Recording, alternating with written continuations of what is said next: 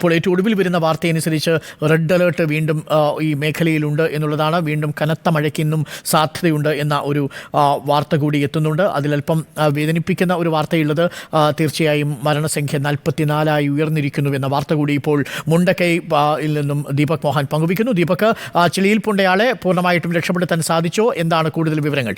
ഇപ്പോൾ പ്രേക്ഷകർ കാണുന്നത് കുട്ടികളെ രക്ഷപ്പെടുത്തി ദൗത്യസംഘം വളരെ വേഗം ആശുപത്രിയിലേക്കും ആംബുലൻസിലേക്കും പോകുന്ന കാഴ്ചകളാണ് കണ്ടത്. ഇതിൽ പല ജീവനുള്ള കുട്ടികളെയും നമ്മൾ രക്ഷപ്പെടുത്തി കൊണ്ടുപോകുന്ന കാഴ്ച കണ്ടു. പ്രായമായ മനുഷ്യരെ കെട്ടിടത്തിൻ്റെ അവശിഷ്ടങ്ങളിൽ നിന്ന് രക്ഷപ്പെടുത്തി കൊണ്ടുപോകുന്ന കാഴ്ച നമ്മൾ കണ്ടു. പക്ഷേ അതേസമയം തന്നെ ചലനമറ്റ ദേഹങ്ങളുമായും രക്ഷാപ്രവർത്തകർ വരുന്ന കാഴ്ചയും നമ്മൾ കണ്ടു.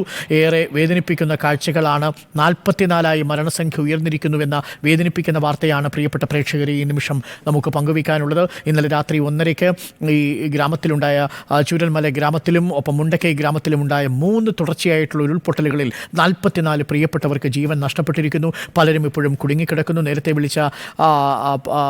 നേരത്തെ വിളിച്ച സുഹൃത്തിൻ്റെ മോഹൻ്റെ അച്ഛൻ പാർത്ഥൻ്റെയും നന്ദയുടെയും കാര്യം ഒന്ന് PCR നമുക്ക് അന്വേഷിക്കാവുന്നതാണ്. ആ മദ്രസയിലേക്കുള്ള കോൾ ഒന്ന് കണക്ട് ചെയ്താൽ നന്നായിരിക്കും.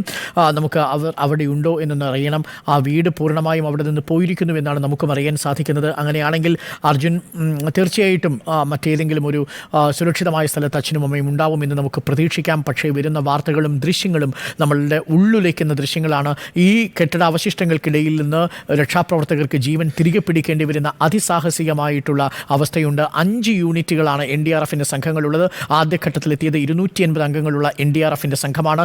SDRFിൻ്റെ സംഘവുമുണ്ട്. ഏകോപിപ്പിക്കാനെത്തി MLA T സിദ്ദിഖിൻ്റെ നേതൃത്വത്തിൽ, റവന്യൂ വകുപ്പ് മന്ത്രി K രാജൻ്റെ നേതൃത്വത്തിലും മുഹമ്മദ് റിയാസും ഒക്കെ കേളുവും ഒക്കെ ആ ഭാഗത്തേക്ക് തിരിച്ചിട്ടുണ്ട്. 3 മന്ത്രിമാരും ആ ഭാഗത്തേക്ക് തിരിച്ചിട്ടുണ്ട്. രക്ഷാപ്രവർത്തനം ദ്രുതഗതിയിൽ ഏകോപിപ്പിക്കാൻ വേണ്ടി മുഖ്യമന്ത്രി തന്നെ നേരിട്ട് നിർദ്ദേശം നൽകുകയും ചെയ്യുന്നു.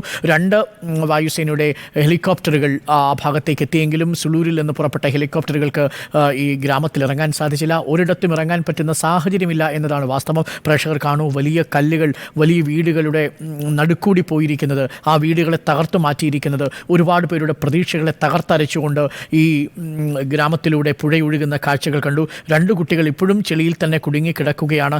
വലിയ ഡിസാസ്റ്ററാണ്. ഒരുപക്ഷെ നമ്മൾ കണ്ടതിൽ വെച്ച് ഏറ്റവും വലിയ ദുരന്തങ്ങളിലൊന്നായി ഈ മാറുന്നു. ദീപക്, ഏറ്റവും ഒടുവിൽ നമുക്ക് നൽകാൻ കഴിയുന്ന വിവരങ്ങൾ എന്താണ്? രക്ഷാദൗത്യത്തിന് മുണ്ടക്കൈ പഞ്ചായത്തിൽ എത്താൻ സാധിച്ചിട്ടുണ്ടോ? മുണ്ടക്കൈയിലെ സ്കൂളിലേക്കും മദ്രസ സ്കൂളിലേക്കും ട്രീ വാലിയിലേക്കും ഇനി എത്ര ദൂരം?